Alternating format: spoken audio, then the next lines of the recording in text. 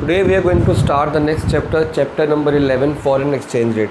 पिछला चैप्टर आपका कंप्लीट हो चुका था, न्यूमेरिकल्स बच गए थे। आप लोग मेरे को होमवर्क सेंड करोगे, उसमें छोटी मोटी गलतियाँ होंगी तो मैं आपको वैसे ही बता दूंगा पिक्स पे सॉल्व करके।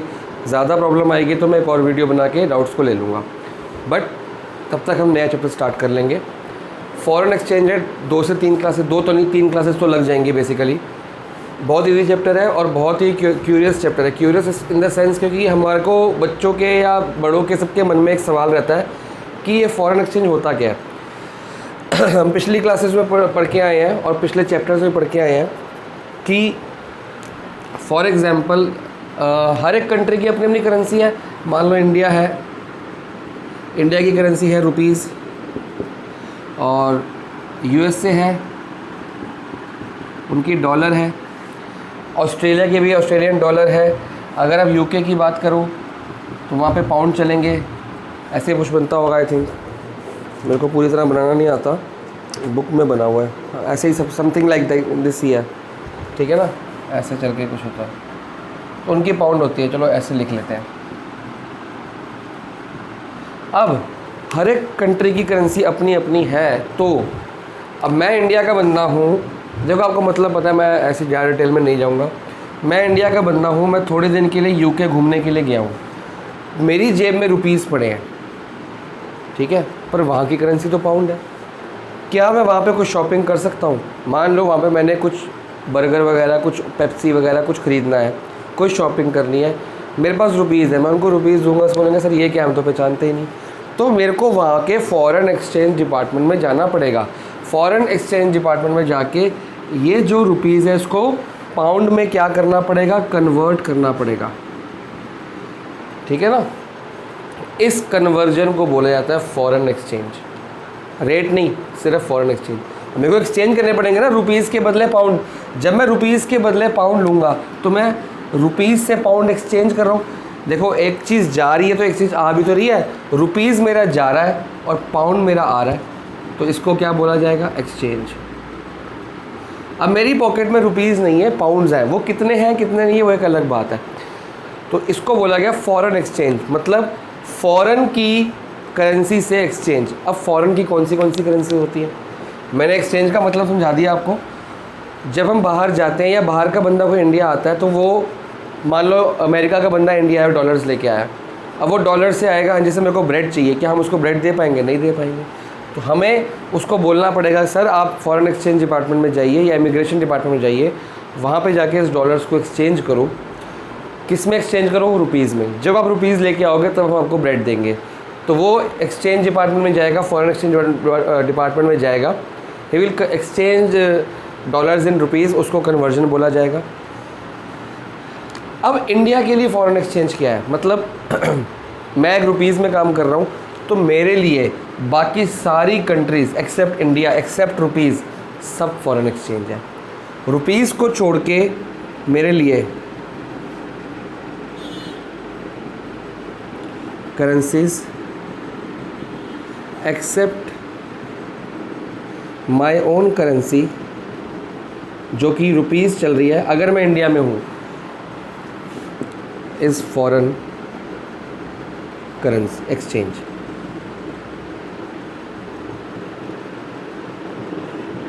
मेरे लिए जिस कंट्री का कोई सिटीज़न होता है, उस कंट्री के सिटीज़न के लिए बाकी सारी कंट्रीज़ की करेंसी क्या होती है, फॉरेन एक्सचेंज करेंसी होती है, ठीक है। सिंपल सी बात है।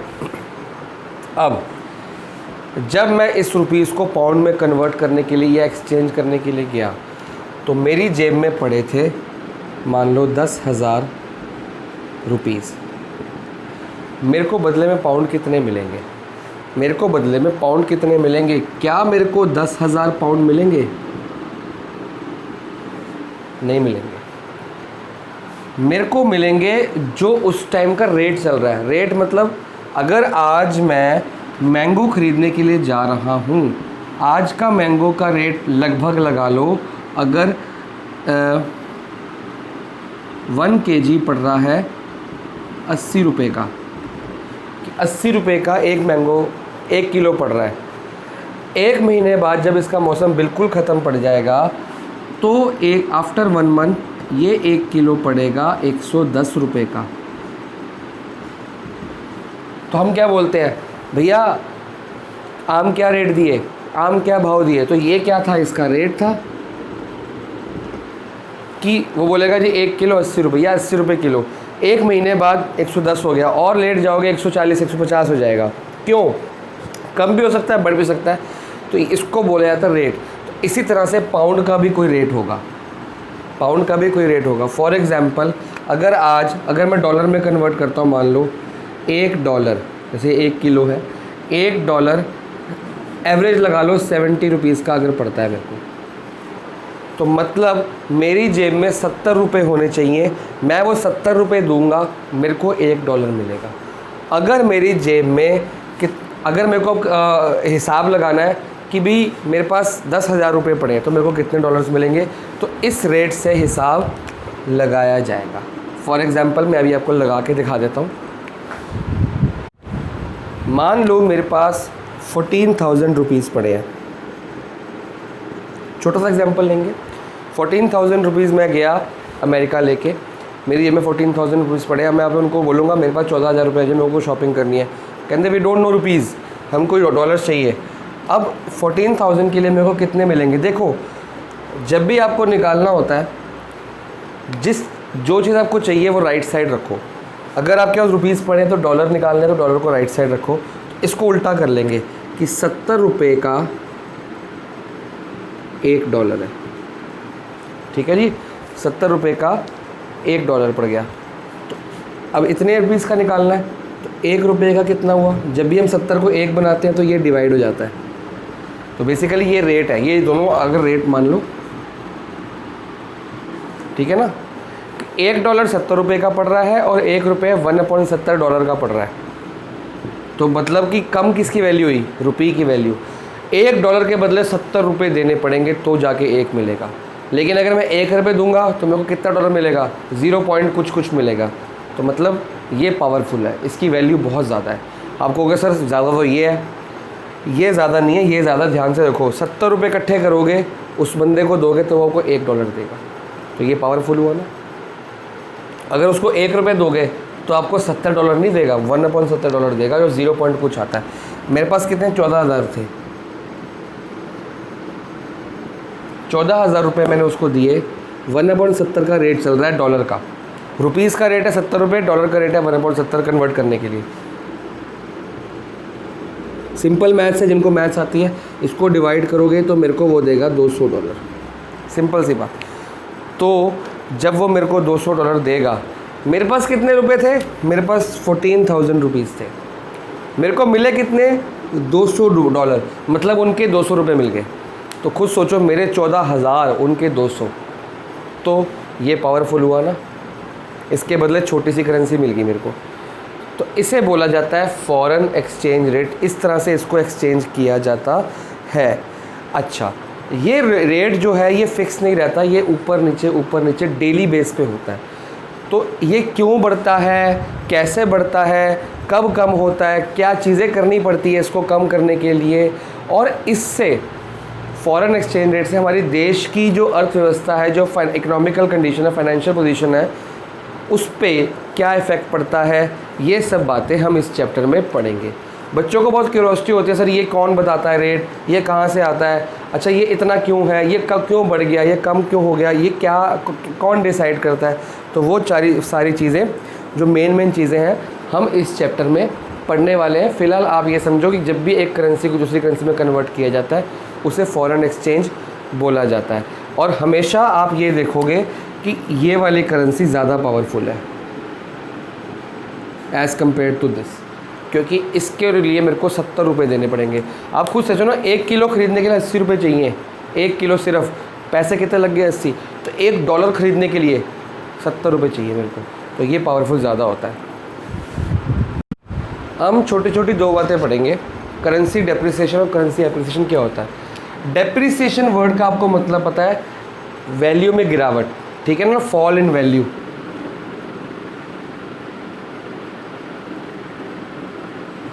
अकाउंट्स के बच्चों को साफ पता है, और बाकी बता देता हूँ। वैसे मैंने कई बार बताया भी हुआ है, जब जीडीपी वाला चैप्टर किया था उसमें बताया था। एक गाड़ी अगर मैंने आज ली है 10 लाख रुपए की, 1 साल बाद आफ्टर 1 ईयर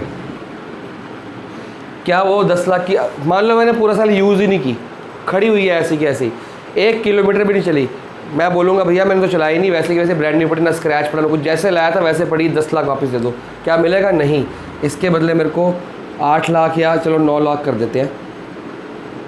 अगर मैंने यूज़ की होगी तो 8 लाख मिल जाएगा, अगर मैंने यूज़ नहीं की होगी तो 9 लाख, लेकिन वैल्यू तो गिरी है ना। क्यों गिरी है? With time. Fall in value with time is known as depreciation. इसको नॉर्मल वेयर एंड टियर भी कहा जाता है। तो अब करेंसी की वैल्यू में डेप्रिसिएशन कैसे होता है? मान लो आज डॉलर का रेट है, $1 है 70 रुपये का, ठीक है। कल हमने देखा या अगले हफ्ते देखा $1 पड़ गया 75 रुपीज़ का, तो आप बोलोगे सर ये तो वैल्यू बढ़ गई।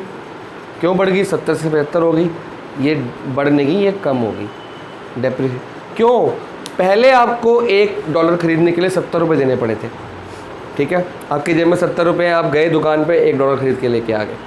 अब वो आप लेने गए, वो बोलेगा भैया 70 रुपये का नहीं आता, अब 75 रुपये दो मेरे को, आपको 5 रुपये और जोड़ने पड़ेंगे, तो जाके $1 की वैल्यू आएगी। तो $1 की वैल्यू ये बढ़ी नहीं है, ये कम हुई है, डेप्रिसिएशन है। बहुत ध्यान से इसको समझो, थोड़ा सा टेढ़ा कंसेप्ट है, यहाँ बच्चे बहुत ज़्यादा कंफ्यूज हो जाते हैं कि सर ये तो वैल्यू बढ़ गई है। नहीं, रुपये के मुकाबले जो डॉलर है वो मजबूत हो गया। कैसे मजबूत हो गया? पहले $1 70 रुपये का था, अब $1 75 रुपये। ये पहले ही पावरफुल था, 1 के बदले 70 देने पड़ेंगे। अगर ये 1 के बदले 1 होता ना तो ये इक्वल होते।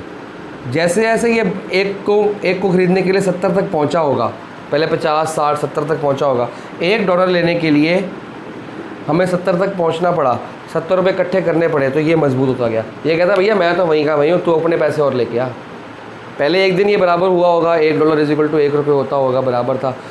फिर $1 कहता मैं तो नहीं बढ़ रहा, मेरे को खरीदना है $2 लेके आ, मेरे को खरीदना है $10 लेके आ, मेरे को खरीदना है $50 लेके आ, करते करते अब कह रहा है मेरे को खरीदना है $70 लेके आ। हम बेचारे मजबूर, कमज़ोर, लाने पड़ेंगे भैया, डॉलर ख़रीदना है तो लाने पड़ेंगे, तो ये मजबूत है। अब बताओ, वो कह रहा है कि और ले आ भैया, पहले $70 लेके आ रहा था, अब नहीं, अब और लेके आ $75, तो ये और पावरफुल हो गया, इसकी वैल्यू गिर गई। कैसे गिर गई? एक एग्जांपल के तौर पर बताता हूँ मैं आपको। इसी को देख लो, $1 70 रुपये का है, तो $1 की वैल्यू निकालो। आपको होगा सर कैसे गिर गई? मैं आपको डेसिमल में कैलकुलेटर से निकाल के दिखाता हूँ। अगर $1 70 रुपये का, इसको ऐसे लिख देते हैं रुपीज़, थोड़ा सा ईजी हो जाएगा। $1 70 रुपये का, तो ₹1 कितने का हो गया? 1/70 है ना, डॉलर का। $1 70 का है, तो ₹1 कितने का होगा? 1/70 रुपये का हो गया। 1/70 को डेसिमल में निकाले ज़रा,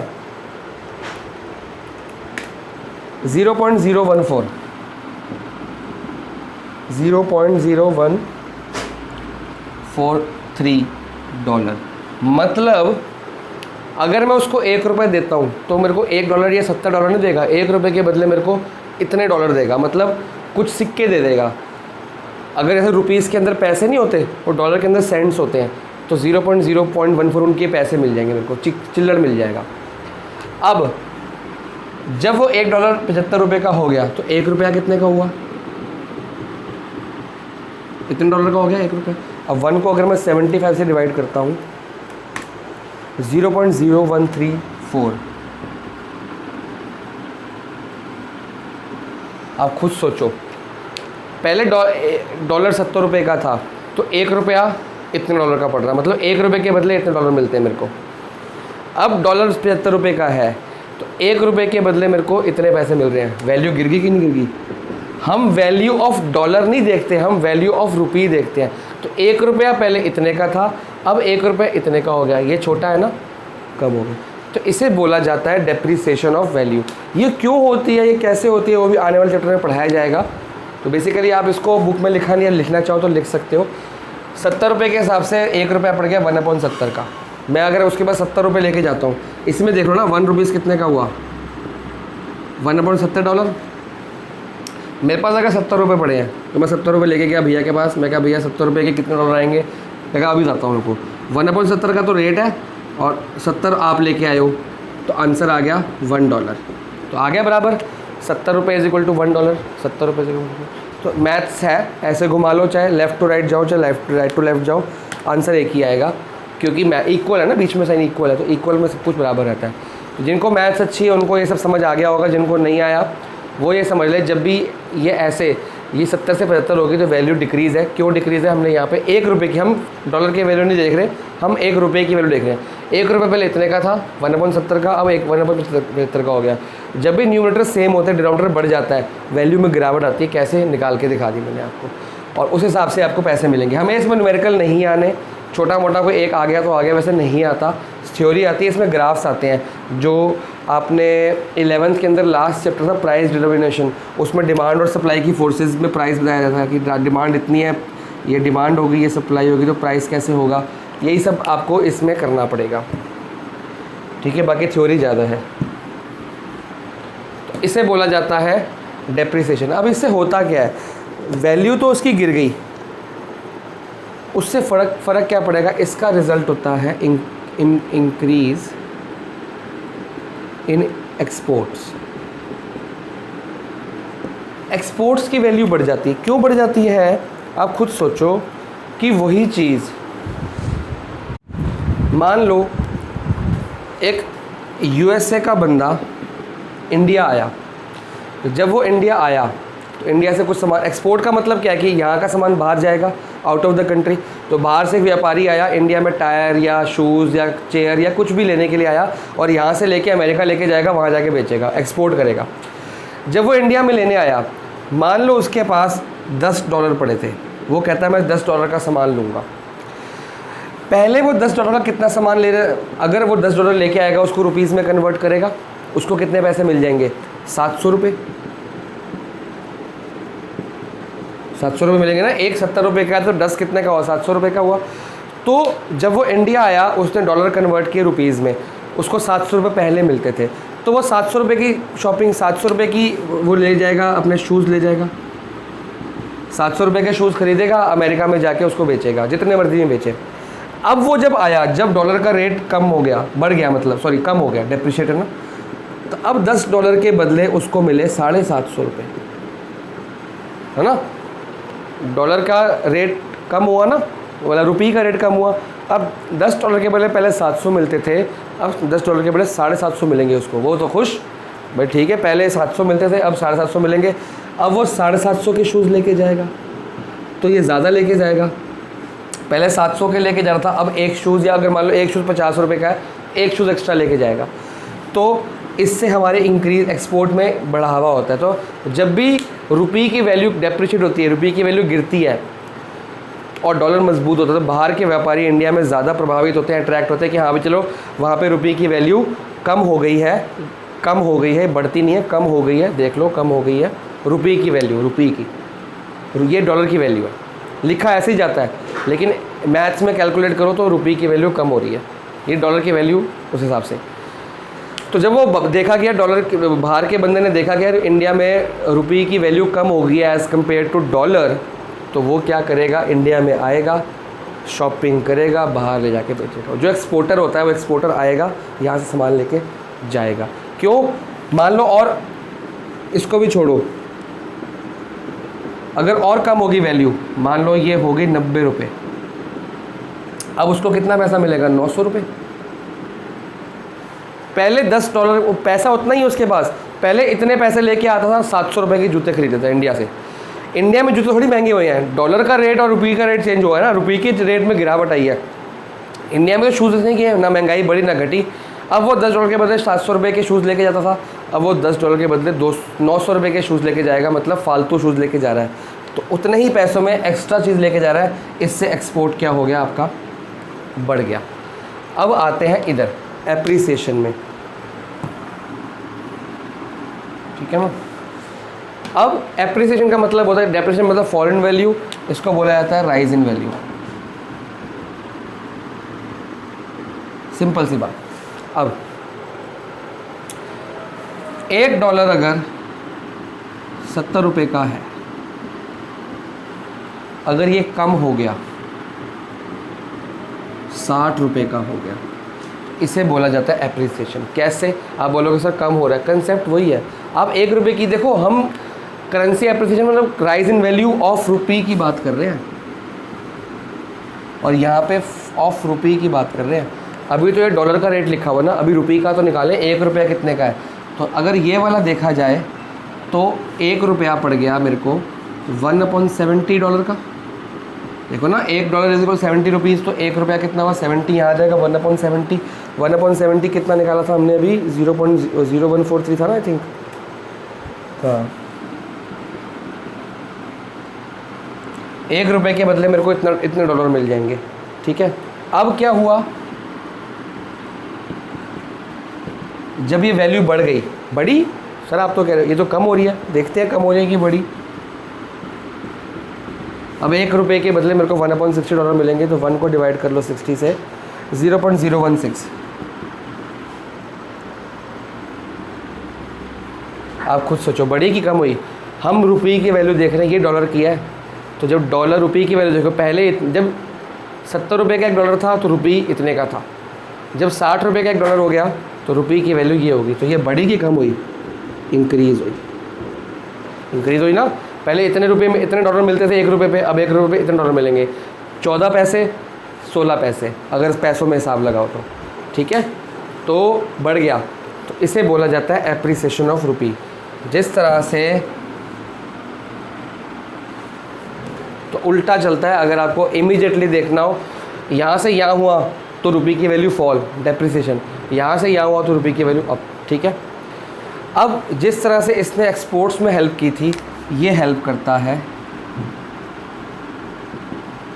इंक्रीज इन इंपोर्ट्स। कैसे? इंपोर्ट्स का मतलब क्या होता है, बाहर से गुड्स मंगवाना। ये क्या था कि यहाँ बाहर का बंदा यहाँ पे आया, खरीद के ले गया, अब हम बाहर जाएंगे, वहाँ से गुड्स खरीद के यहाँ पे आएंगे, बाहर से गुड्स मंगाएंगे। ठीक है, अगर मान लो अब मेरी जेब में कितने थे, पहले 70 रुपये थे, मान लो 700 रुपये मेरे पास है, 700 रुपये थे ना, 700 रुपये में मैं लेके गया यूएस से, वहाँ से कितने की शॉपिंग करके आया, $10 की। 700 रुपये का कन्वर्ट किया, उसने मेरे को 700 रुपये के बदले 10 डॉलर दिए। देखो ना, 700 × 10 700 रुपये लेके गया, एक्सचेंज डिपार्टमेंट में गया, उसने $10 मेरे को दे दिए, मैं $10 की शॉपिंग करके आ गया। $10 की मैंने शॉपिंग करी या इंपोर्ट करी। ठीक है ना, इंपोर्ट मतलब बाहर से मंगाना, तो इंपोर्ट यहाँ पे लिखा जाएगा, बाहर की करेंसी। एक्सपोर्ट मतलब यहाँ से लेके जाना, तो यहाँ पे ये एक्सपोर्ट हो गया कि यहाँ से लेके जा रहा है। जब इंडिया से कोई चीज़ लेके जा रहा है तो इंडियन करेंसी में खरीदेगा ना, और अगर मैं बाहर से कोई चीज़ मंगा रहा हूँ तो बाहर की करेंसी में खरीदूंगा, इसलिए इंपोर्ट यहाँ लिखा जाएगा, एक्सपोर्ट यहाँ लिखा जाएगा। रुपीज़ के साथ एक्सपोर्ट, डॉलर के साथ एक्सपोर्ट, क्योंकि बाहर से मंगा रहे हैं। अब रुपये की वैल्यू बढ़ गई, कैसे बढ़ गई, 60 रुपये का $1 मिलता है, तो जब मेरे को अब 600 रुपये ही चाहिए, 700 नहीं चाहिए। मेरे पास 700 रुपये थे पहले, तो मेरे को $10 मिले, मैं $10 का सामान लेके इंडिया आ गया। अब भी मैं 700 रुपये लेके गया, वहाँ जाके पता लगा यार ये तो 60 रुपये का हो गया, तो मेरे को 100 रुपये, $600 हो गया ना। तो अगर अब मैं 700 रुपये का खर्चा करूँगा, 700 रुपये के पीछे मेरे को कितने डॉलर मिलेंगे, आप खुद हिसाब लगा लो। 700 का है तो 10 डिवाइड बाय 700 इंटू, ये मिलेगा मेरे को $10 से कुछ ज़्यादा, तो ये लगभग मेरे को मिलेगा $11.70 लगभग। क्यों? पहले भी 700 रुपये लेके जा रहा था, $10 मिल रहे थे मेरे को, किसके हिसाब से, 70 रुपये के हिसाब से। अब रेट कितने का हो गया, 60 रुपये का रेट हो गया, तो उतने पैसों में ज़्यादा डॉलर मिलेंगे। अब 60 रुपये का एक है ना, तो 600 के 10 मिल गए ना। कुछ सोचो ना, जब 70 रुपये का $1 था तो 700 के बदले $10 मिल रहे थे, अब 60 रुपये का $1 है तो 600 के बदले 10 मिल गए, तो जब 600 के बदले 10 मिले तो 700 के बदले तो कुछ एक्स्ट्रा मिलेगा ना, समवॉट इतने डॉलर मिलेंगे। तो मैं अब ज़्यादा खरीदूंगा कि कम खरीदूंगा, मैं पैसे उतने लेके जाता हूँ। 700 के बदले पहले $10 की शॉपिंग करके इंडिया लेके आ रहा था, अब मैं 700 के बदले $11.70 का सामान, मैं ज़्यादा सामान खरीद के आऊँगा, क्योंकि वहाँ तो कुछ ना महंगा और ना सस्ता, वो उतनी की चीज़ मिल रही है। तो मैं अब उतने पैसों में ज़्यादा सामान लेके इंडिया आ रहा हूँ, तो मेरे इंपोर्ट्स क्या हो गए, बढ़ गए, राइज हो गए। ठीक है, इसको बोला जाता है इंक्रीज इन इंपोर्ट्स। तो ये दो कंसेप्ट थे कि डेप्रिसिएशन करेंसी क्या होता है और एप्रिसिएशन करेंसी क्या होता है, आप इसको आराम से पढ़ो। फिर हम पढ़ेंगे अगला टॉपिक जो कि आज नहीं कंप्लीट करेंगे, अगली बार करेंगे, क्योंकि अभी तक आपने मेरे को होमवर्क नहीं भेजा, आपको वो भी करना होगा, वीडियो भी देखनी होगी।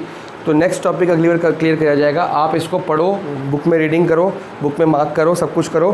फिर आपको कोई पॉइंट समझ नहीं आया तो प्लीज़ मेरे को बताओ आप, ठीक है।